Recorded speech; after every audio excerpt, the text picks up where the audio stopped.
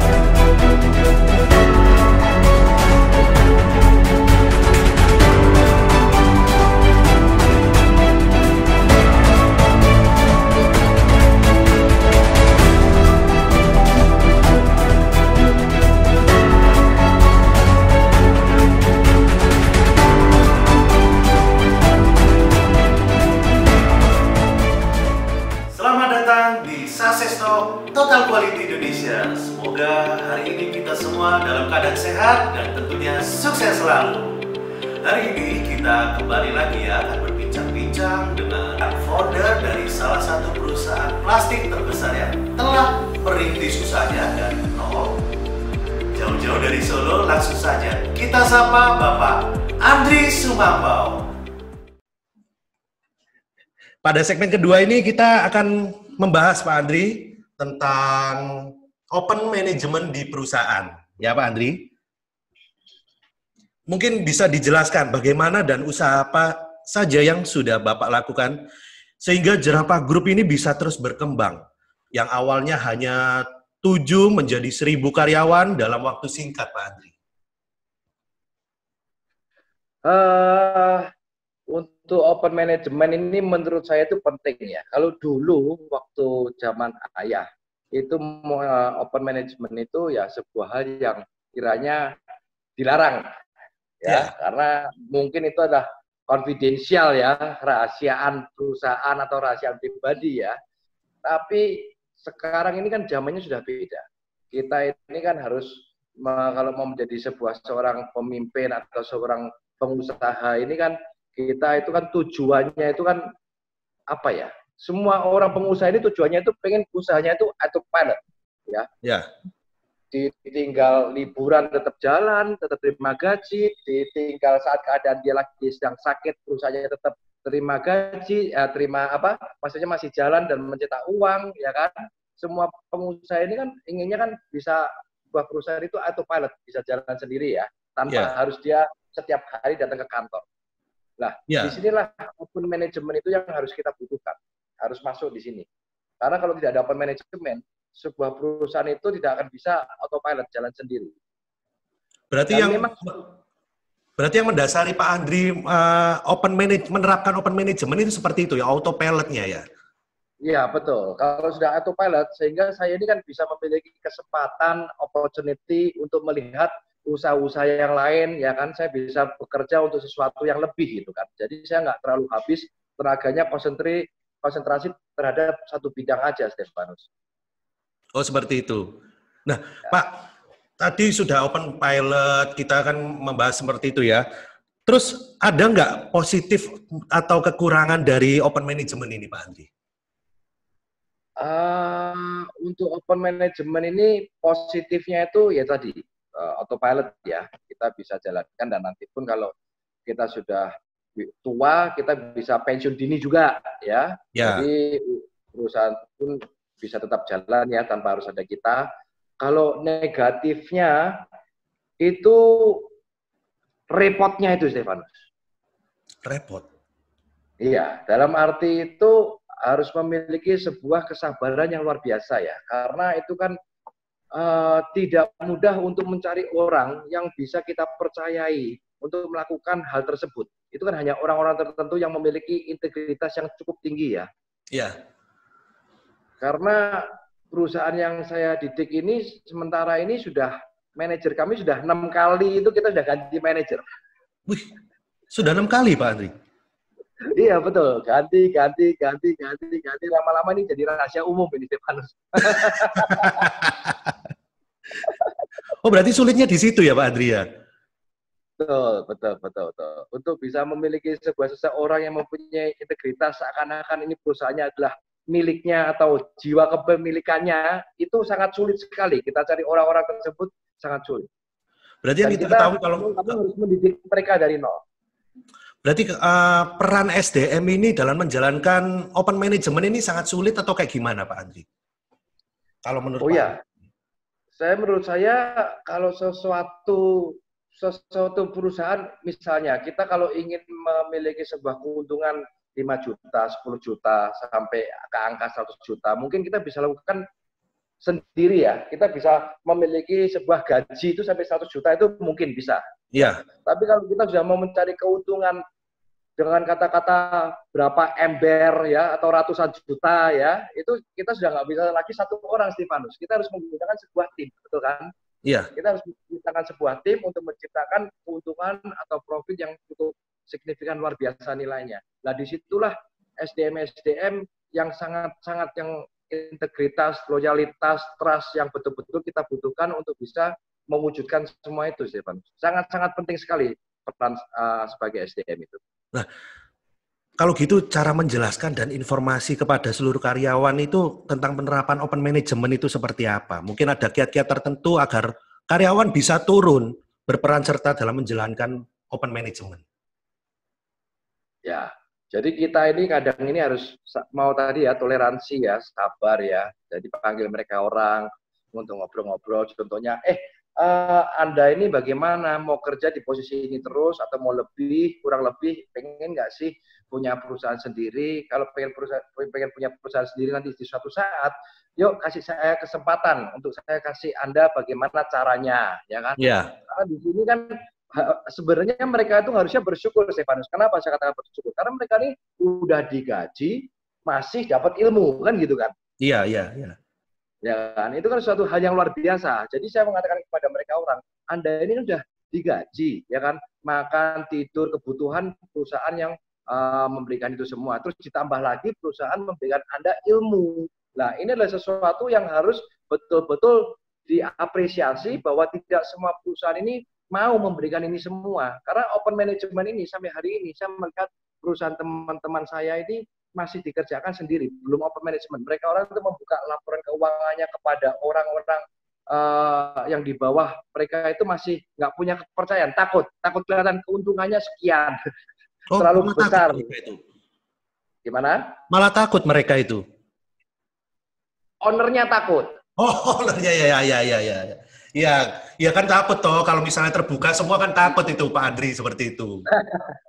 Kalau saya sih nggak begitu apa ya, karena nggak bisa dikatakan kenapa kok saya nggak takut, karena saya dari awalnya sudah merasa bahwa ini harta bukan milik saya, ini harta milik ayah saya. Jadi saya merasa saya ini cuma hanya digaji, dan betul saya memang digaji di dalam perusahaan itu.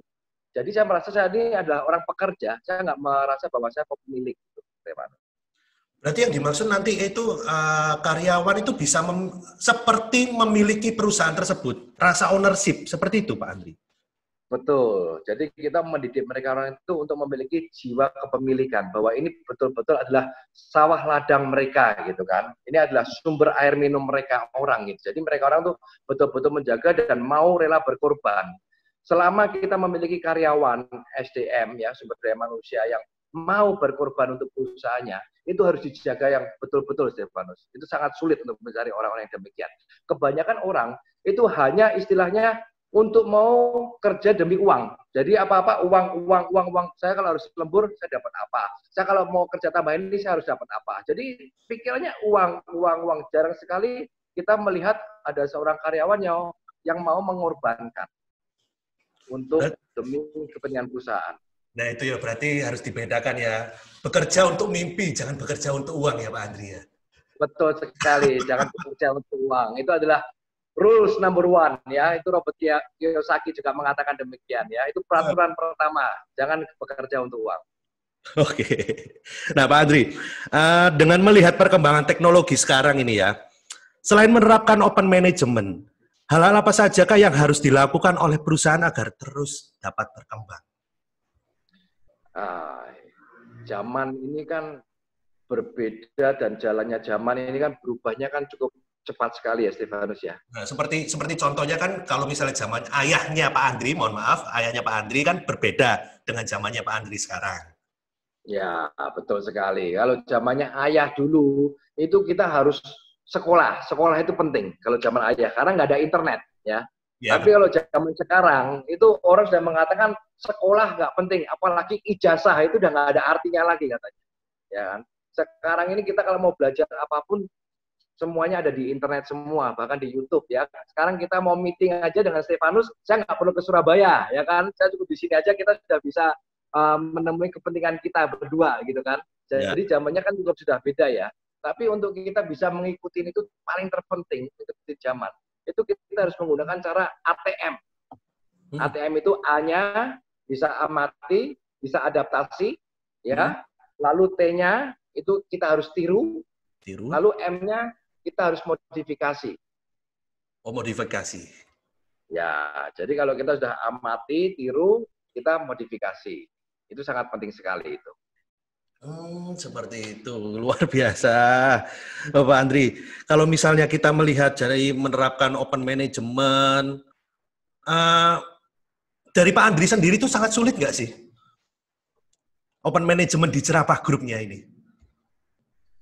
Open management itu kalau dikatakan sulit ya sulit. Pastinya saya harus mengakui sulit ya, karena sudah jalan berapa dengan manajer 6 kali digonta-ganti itu ya sudah jelas itu sulit gitu kan. Kalau gampang, kalau mudah ya pastinya hari ini semua perusahaan sudah open management juga Stefanus gitu kan. Oh, jadi berarti pengalaman yang untuk di Cerapah Group ini emang sangat sulit ya kalau misalnya open management ya.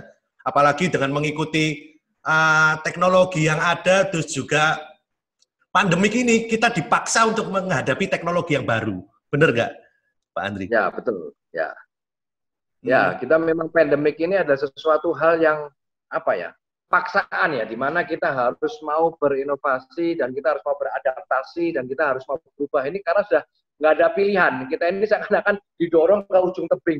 Anda mau gimana sekarang ya kan? Kalau Anda nggak loncat ya Anda tetap harus loncat kan gitu kan? Iya sih, seperti itu. Jadi kita kan harus terbiasa dengan paksaan ini. Betul sekali. Dan satu rahasianya yang paling saya mau kasih Anda, Stefanus. Ya. Paksaan itu adalah hal yang paling terbaik untuk otak kita. Oh, berarti kita harus dipaksa biar kita itu otak bekerja. Yes. Karena otak kita bekerja, itu sangat-sangat otak kita bekerja maksimal, itu di saat terpaksa. Kayak gitu ya. Ya, karena kalau Anda ingin tahu disiplin, itu juga namanya paksaan. Itu bukan sesuatu keinginan. Ya, karena kalau Anda sudah dipaksa, maka ada sebuah otak yang mengalirkan ketidaknyamanan, ketidaksukaan. Nah, ini akan merekam yang lebih lama dan lebih efektif. Karena di dalam sebuah kesenangan, kita sulit untuk berubah. Tapi di saat kita sengsara, itu lebih mudah untuk kita berubah.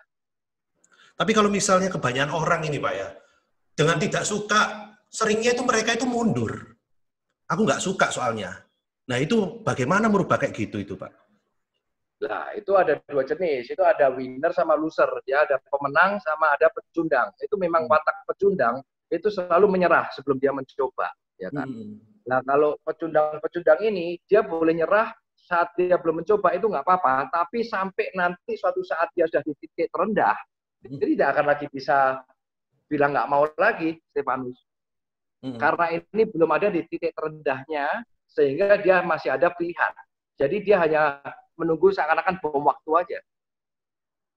Jadi ini untuk saat ini seperti menunggu bom waktu kebanyakan. Betul sekali, ya.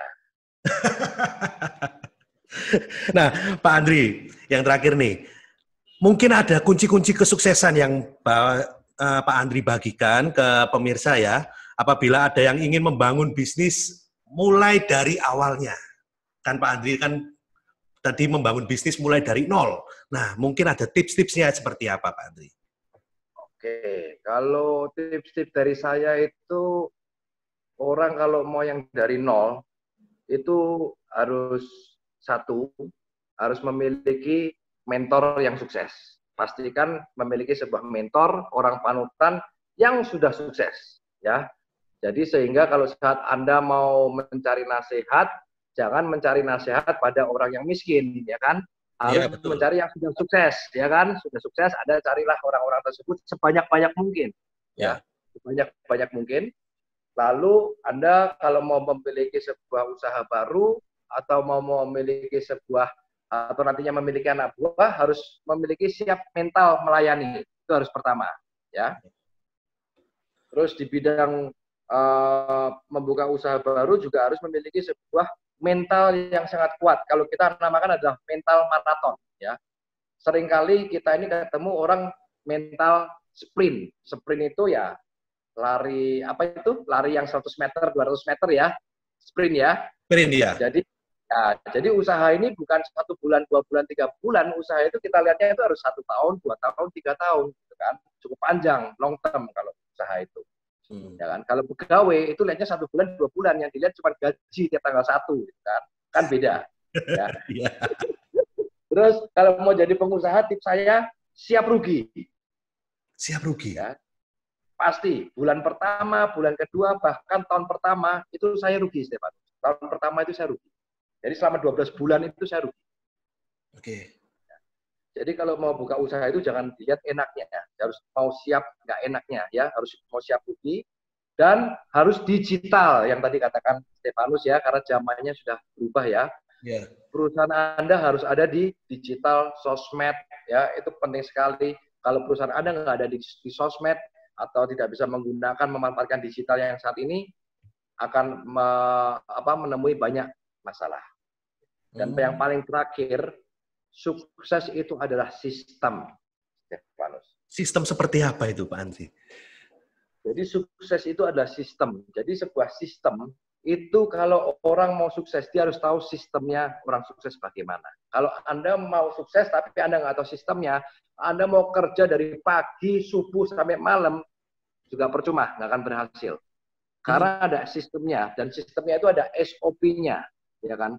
Bagaimana sih mau jadi orang sukses, itu dia ada SOP-nya. Pertama-tama ya tadi itu, kalau Anda kerja untuk uang, pastinya Anda akan menemui banyak kekecewaan, ya. Anda akan mudah untuk menyerah, karena uang yang Anda kejar. Kalau Anda mengejar uang, sehingga Anda menjadikan uang ini kan majikan Anda. Iya, iya. Dan kita tahu bahwa uang itu adalah majikan yang buruk, tetapi pembantu yang sempurna. Iya, seperti itu. Ya, jadi harus hati-hati. Kalau Anda melihat uang sebagai majikan, itu adalah majikan buruk. Betul itu majikan, tapi itu adalah majikan buruk. Tapi pembantu yang sangat sempurna. Jadi saya harapkan kalau mau sukses, itu betul-betul sistemnya harus ditata dahulu. Sistemnya semua harus tertata dulu ya. Terus juga harus siap rugi, itu ya. Iya. Kalau kita lihat Pak, ketika berusaha, apakah benar setelah 5 tahun baru kita melihat kita itu usaha kita survive? Betul nggak Pak Andri? Betul. Kalau menurut saya itu saya pakai angkanya itu paling terbaik di angka 6 tahun, Pak. Di angka 6 tahun malahan? Yes, di angka 6 tahun itu berarti perusahaan Anda bisa diterima di muka bumi ini. Kalau misalnya di bawah 6 tahun, let's say ya, itu berarti kita itu masih bisa jatuh, ibaratnya seperti itu. Itu masih dalam masa percobaan, ujian. Oh, berarti Pak Andri ini sudah melewati masanya itu ya. Karena perusahaan saya cukup banyak, Stefanus, yang gagal di bawah 6 tahun gitu. Jadi makanya saya tahu gitu. Luar biasa sekali Pak Andri. Ya, baik Pak Andri, terima kasih banyak ya sudah berbagi pengalaman tentang bagaimana Jerapah Group terbentuknya, terus yang sangat menginspirasi sekali. Nah, Pak Andri sudah berbagi banyak sekali cerita ya, jadi pengalaman motivasi juga, jadi kita sudah melihat jangan kerja untuk uang, terus juga siap merugi, Nah, dari Pak Andri itu sudah memberikan motivasi-motivasi yang luar biasa.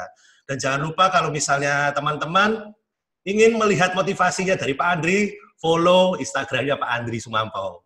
Luar biasa, di-endorse sama Stefanus ini. Wah, dapat bayar nanti saya. Ya, Pak Andri, saya ucapkan sekali lagi terima kasih ya. Nanti next time kita akan berbincang-bincang kembali ya Pak Andri dengan tema yang mungkin berbeda di Success Talk selanjutnya ya. Sama-sama Stefanus. Semoga Stefanus sehat selalu, Pak Afed, Bu Enci sehat selalu, Total Quality tambah sukses selalu. Amin, salam sukses untuk teman-teman di Jerapah Group juga ya Pak Andri. Amin. Apa kabar? Sukses. Terima kasih. Hari ini kita sudah banyak belajar dari narasumber kita, Bapak Andri Sumampau, selaku owner dari Jerapah Group yang telah membagikan pengalaman dan juga motivasi-motivasinya. Dan tentunya acara Success Talk Total Quality Indonesia tidak hanya sampai di sini saja, masih banyak episode-episode lainnya dengan narasumber yang luar biasa lainnya. Terima kasih kepada Anda yang telah menyaksikan acara hari ini. Jangan lupa ikuti terus berita terupdate dari kami di Instagram dan juga YouTube kami. Bagi yang belum subscribe, silakan subscribe. Baik Bapak Ibu sekalian, sekian dari saya. Terima kasih dan salam sukses. Oke.